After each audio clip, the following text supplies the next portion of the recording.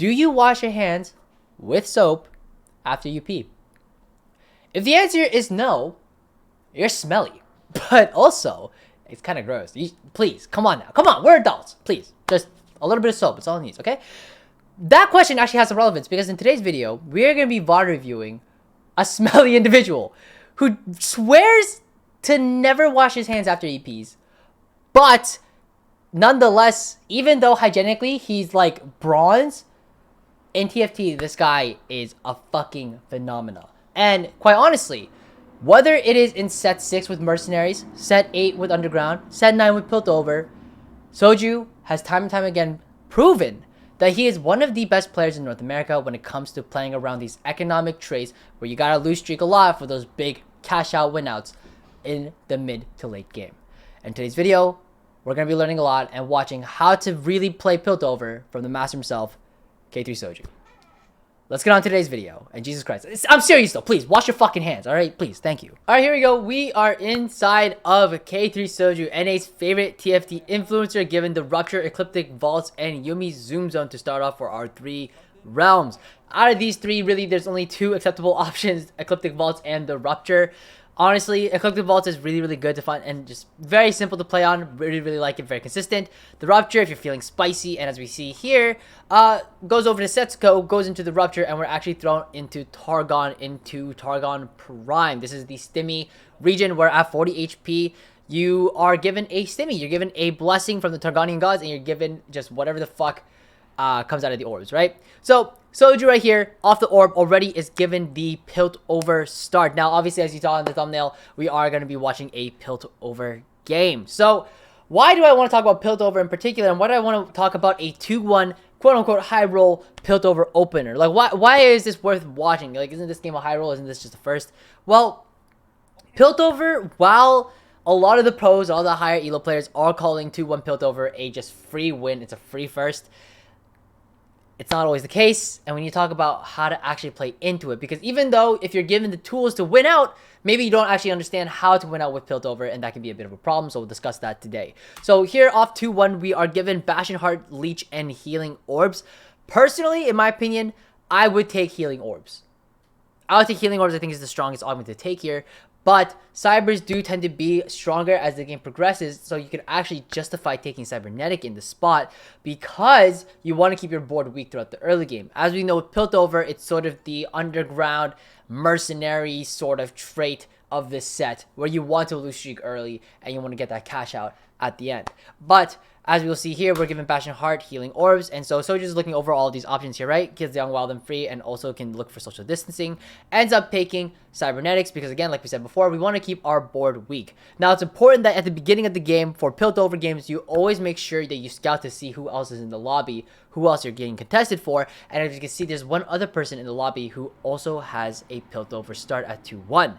This means that we are actually not making the Oriana 2 here, which is a really interesting decision to make because we really want to make sure that because he's in our pool, if we fight against them, that we are opening our board to make sure that we lose if we end up going against them. Now, you don't always have to open your board, right? You could have also leveled to 4 here, slam a Zeke's Herald, and then just like play for like a 3-5 Piltover cash out instead. Totally viable as well. But I think Soju understands that it's very likely that it's possible that his board is actually weaker than the other Piltover player's board because the other Piltover player, as we can see here, he's running Bruiser Heart. So he actually has more value getting garnered out of his augments versus Soju here, right? So even though this positioning is super whist and super, super weak, Soju knows that his board is actually even weaker than his, and he's actually in a better position to potentially win, or not win, but actually lose, which would be considered a win, right? In this spot. So we're going to just keep fast forwarding here. And again, name of the game is lose streak, right? And Piltover, again, you can actually win streak with Piltover. There's actually nothing wrong with win streaking with Piltover. The only difference is that if you are going to win streak with Piltover, because you have just like way too many upgrades, you can't justify lose streaking and like opening your board this heavily, right? If you decide to win streak with Piltover, though, you need to make sure that you do end up cashing out your T-Hex. That's the difference when the lose streak versus the win streak, right? Lose streak, you actually probably don't want to cash out your T-Hex if you manage to get that very, very high amount of charges and you're able to play with like an incredibly charged up T-Hex, which is going to garner a lot of strength from your board. That is the difference. A lot of people think that like Piltover is broken at the moment, and I agree. It's slightly overtuned, right? Because like, oh, you have a lot of charges in your T-Hex, but you're like not incentivized to really want to sell it when you have like 40, 50 charges on it because it does so much damage. Understandable. But keep in mind that like if you're able to lose throughout all of the early game, play with like 10 HP, and then try to win out, cashing out the T-Hex is technically the higher APM, bigger win out situation, but I mean, I think being able to still play the T-Hex as a unit on your board is fine. Again, if you're win streaking, you end up cashing out anyways. So that cash out incentive is still there. It's just that the cash out right now, if you look at the tables, cashing out in general just doesn't seem very, very good. Just to give you an idea, right now we're playing actually against the other Piltover guy. And again, notice how we still only play 3 units on our board, no upgrades, no slams, because we're trying to make sure that we lose against him, right? And as we see here, Soju actually makes it work out with the 4 loss. But going back to what we were talking about previously, right? The cash out table. If we look at the cash out table, you know what? I'll pull it up while the video is playing here because, like, quite honestly, he's gonna lose. Like, he's weak as fuck. He's gonna keep his board open. It's pretty obvious, right? But let's talk a little bit about the table, right? Even if we look at the table, usually we're hitting like 40 50s for the T-Hex, right? And 40 50s, we're looking at some like not so good cash outs here, right? Imagine you're down to 10 HP and then you cash out at 43 energy, 44. You're given a 1, 2, 3, 4, 5 cost and 25 gold. That's not very good, right? And that's like 8 loss. 9 loss, 10 loss, you're looking at 50 energy here, right? These cash outs, you can look over this, you can look at this in your own time on Mortdog's Twitter. You can find it. You gotta scroll down a little bit to find the thread. But even if you look at the table, there's not a lot of good stuff that comes out of it. And quite honestly, it's not until you hit like the hundreds of charges, which is like damn near impossible to be honest, when you can start to expect to get really, really insane cash outs, and it's worth to cash out the T-Hex for that insane loot table at the end. One of them being, for example, to convert all regular items to radiant items, which is just insane, right? But again, then it never happens. I've actually never seen it happen, except for on the PvE where people are playing to like bronze players and then they're able to get like hundreds of charges. It just doesn't really make sense. But here, as we can see, Soju is still on a 5 loss here. So what's the game plan, right?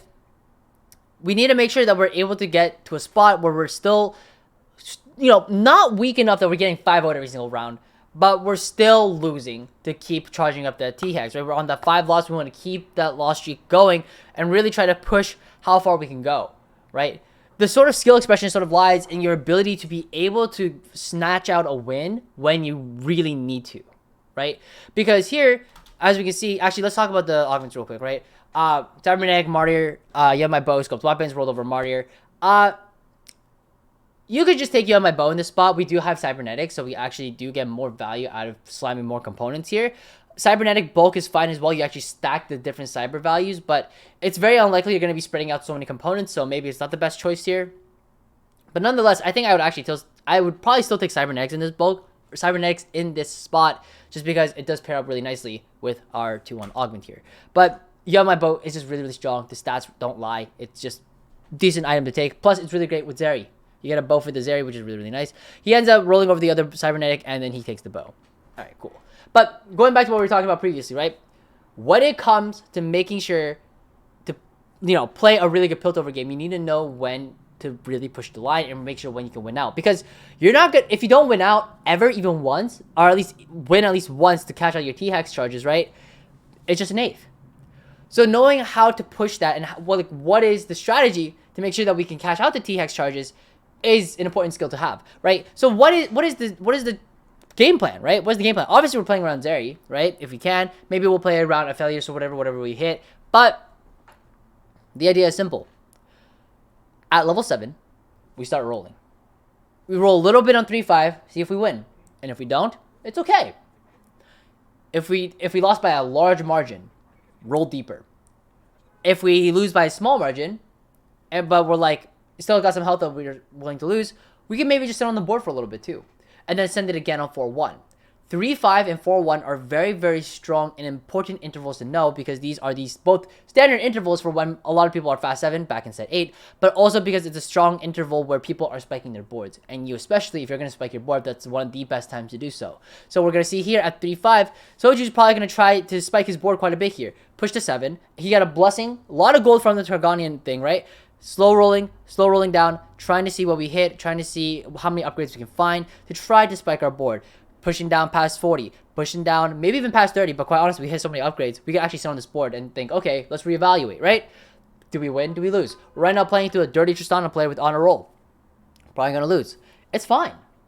And we actually lost by like quite a large margin, but this guy's like the only guy probably in the lobby who is gonna absolutely destroy us. It's actually Kiyun, it's funny enough. But here, it's okay. Notice we lost. It's fine. We're going to keep, again, rolling down here to see what other units we can find and keep trying to spec our board. Here, we're now into the 4 Zon. We still have the robotic arm onto our Jinx here, which is a little unfortunate, but we would only have a 1-item Zeri with 1-star Jinx. We're just making our board slightly weaker. So overall, this is the best board to play. Luckily enough, we play into a different Piltover player, and sure enough, we snag out the wind, and we're able to get all these charges onto our T-Hex. This is the part where we can now think, okay, we got to start win streaking, right? Look at our board real quick. I'm just going to pause real quick. We now have Urgot 2, 45 charge T-Hex, Zeri 1, and like everything else is upgraded for level 7. This board is fucking lit. It's so strong. And crazy enough, because we were able to snag out that win here, even though we're 19 HP, we gotta think, okay, cool. We just fought the Yordle player. We're not gonna be fighting that Tristana player for a very long time. They're one of the strongest players in the lobby. So we got really, we got a little lucky with our fight RNG there. We fought them right before, right? But also, we can think about, okay, our board, if we're 61 HP, we're 61 gold right now, right? At the moment. If we were to try and sit here at 7, would that even be the correct call? Probably not, right? We're 19 HP. We should make sure we scout to make sure that we aren't gonna have to deal with anybody too dangerous, right? Because if that's the case, we'll really be 1 life if that's the case. But 19 HP is kind of 2 life, and we have mostly all our upgrades, right? Double Zeke's Zeri 1. Zeri 1, Zeri 2, by the way, very small difference. Very small difference. And in fact, if you look into her actual stats as a unit, she only gains like HP really when you go from tier 1 to tier 2. It's a very small difference. It's like the biggest change. So we can actually sit on Zeri 1 and just try to go level 8. Level 8, we'll push it probably on 4-2 because we're rich enough to do so. And then we'll roll down again, try to stabilize, and then try to push 9 as economically efficient as possible, right? Fucking Soju, like he's playing this game so fucking well, man. Alright, anyways. 4-2 augments. Parting gifts, Pandora's items, library card. You might think it's Pandora's items here. Because, oh, we're playing Zeri. Immediate, like, the heuristic is there. Like, oh, Pandora's items has to be perfect. We're playing Zeri, we got BIS, it's all good. No. It's not Pandora's items here because, what the fuck? What components are we rerolling? Like, we don't have any shit, we don't have anything to reroll here. This Pandora's items, or this box, if we were to take it right now, we just get 2 components. That's our gold augment. Not a lot of value to take out of it. Library card is actually decent in this spot, only because a tome could potentially give us something like Zon, something like Gunners, maybe even Piltover Crest, so we can drop the Vi and play something else. We actually have a decent amount of traits that we're looking for. Unfortunately, we do only have 7 tailored traits on the left side. So if we low roll and we hit like Rogue and 3 random emblems we can't use, it might be a little difficult to use Library card. So quite honestly, from the spot, you could honestly re-roll Parting Gifts, Pandora's items, and then try to hold on to the Library card to see what we hit here. Parting Gifts, there is a bit of tech going around throughout the mid game where you can slam a ZZ Rot and then Parting Gifts, and then the ZZ Rot hops onto all the different units, and then you have like infinite ZZ Rots. It's only good for like stage 3, and not even like stage 3, it's like half of stage 3. Because what if the item that gets popped off is not the ZZ Rot, but instead something else, and suddenly you only get like 2 ZZ Rots max? It's not a lot to get out of your gold augment. You really just have 2 ZZ Rots in the late game if you're lucky. Not really great. I don't think Parting Gifts is a very strong augment, so we're definitely gonna reroll over that. So we roll over Parting Gifts and the other one, and return on investment, mana burn. I personally would just take mana burn from the spot. I would probably reroll library card just to see what else we get, because mana burn is really strong, really strong late game augment, and library card is a bit of a gamble here, and we could definitely miss. But here's the interesting decision to make here, right? Mana burn and we hit 3's a crowd. Let's look at the stats on this one, because this is actually kind of interesting. An interesting decision that Soju makes here. So again, mana burn 3.93 at 4-2. Crazy. We should probably look at Diamond Plus, right? 3.94. Crazy fucking strong augment. Really great. 3's a crowd. 4.5. It's like average at best, right? So why would we ever take Threes of Crowd here over Mana Burn? Why would we ever take it, right? Let's look at our board again. If we can take a look, right? If we take Threes of Crowd, we need to think about how many 3 costs are we playing around, right? Usually, you'll take Threes of Crowd if you're playing around a 3 cost reroll board, right? So you have stuff like Echo. You have stuff like Cat reroll. You have stuff like Callista reroll, right? Probably not, actually. That's a very bad example. Juggernaut reroll. Garen, Darius, and maybe some other 3 costs that are smuggled in there, right? Sure, makes sense. Would you take Threes of Crowd from this spot? You get 200 HP per unit on your board versus Mana Burn. You actually only get 200, not 300. Is that 200 HP per unit worth it? According to Soju, the answer is probably yes. And he ends up taking Threes of Crowd here. Now, you might be going, what the fuck? Like, really? Think about it this way. How much extra HP does your board now have? You took Threes of Crowd here, and we know we're going to probably play into the Lysandra, into the Sejuani here, right? So, that's 300 HP per unit, right? 300 HP per unit with the T-Hex, with potentially the Heimerdinger eventually, that will probably play over this Vi, plus the Heimer turret, right? We have so many units on our board. We'll have like 10 different units. 8 plus 2. 10 different units, right? I can fucking math. 10 different units on our board, each one getting 300 HP bonus. That's a lot of fucking HP. That's, your board has 3k extra HP to work with. That is a lot. So quite honestly, taking Threes of Crowd here spikes his board the hardest in the short term. But also, sure, long term, maybe it's not as strong, but he definitely is playing for now. And that's really important. Make sure that when you take your augments, especially when you're low HP, you play for now. And as we can see here, he finds the Lysandra here, finds the Freljord. Ideally, again, like I said before, he would probably rather play the Sejuani over the Ashe here. Deadeye is kind of fake at the moment because it's an Urgot. It's an Urgot too, but it's Urgot 2 with a Sunfire team. It's not that strong, right? And as you can see here, Soju doesn't end up zeroing out either. You could argue it's an APM check and he just sucks at the game, but the reality is that he doesn't have to roll, right?